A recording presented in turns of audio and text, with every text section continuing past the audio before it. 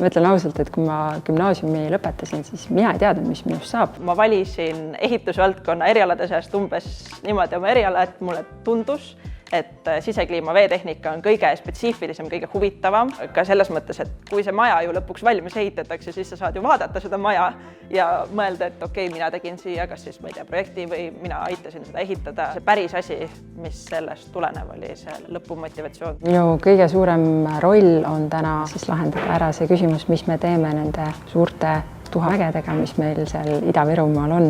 Ma arvan, enamus inimesi ei kujuta ette, kui palju tuhka on 360 miljonit tonni. See on umbes Mustamäe linnaosa suurune, 100 meetrit kõrge ja see kõik tuleb tootestada, tooteks teha ja seda ilma inseneri teadmist, et on täiesti võimatu teha.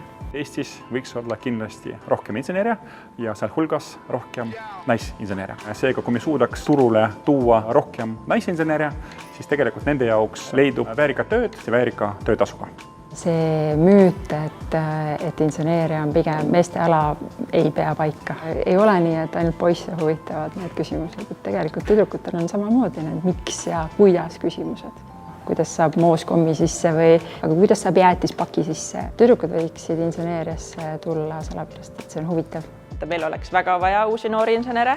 Puhtalt vaadates tööturgu oleks ikkagi vaja ka uut generatsiooni, sest muidu mingi hetk saavad meil lihtsalt insenerid otsa. Tehisintellekt ei suuda ära teha kogu selle inseneeria töö, mida praegu teevad insenerid, ehk projekteerida näiteks katlamaju, gaasitrasse, soojatrasse, ehitada neid, hooldada. Mina ei tundnud ülikooli tulles seda, et oleks mingi stigma või et see oleks veider, et ma naisena õpin ehitusinseneeriat. Naisinseneeridel on kindlasti olemas sellised põnevad omadused, mida nad saavad töös kasutada. Näiteks on nad kohusetundlikumad, et torma kohe tegema, aga esialgu uurib asju, koostab põhiandmed ja siis hakkab tegutsema. Meie kursusel on näha väga suurt vahet. Meil astus ülikooli sisse 5 neiut ja umbes 20 poissi.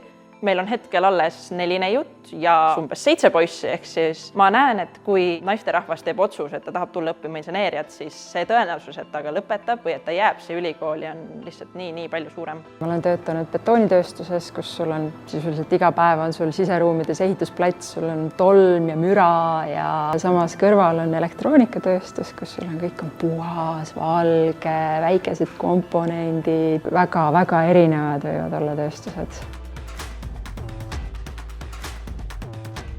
Ma arvan, et kui sa juba oled arvamusel, et tehnikateadused võiks olla midagi sulle, siis ma kindlasti soovitaks vaadata, et äkki sinu enda gümnaasium korraldab karjääripäevasid, osaleda ka erinevates töötubades, käia laboriringkäikudel, rääkida messialal just õppivate tudengitega, mis annab väga suurt väärtust, sellepärast et inimene, kes seda eriala õpib, oskab kindlasti palju paremat sisendit anda sellele, et kas see võiks olla midagi sulle või et milline see õppimine päriselt välja näeb. Minge töövarjuks mõnele inseneeria tudengile.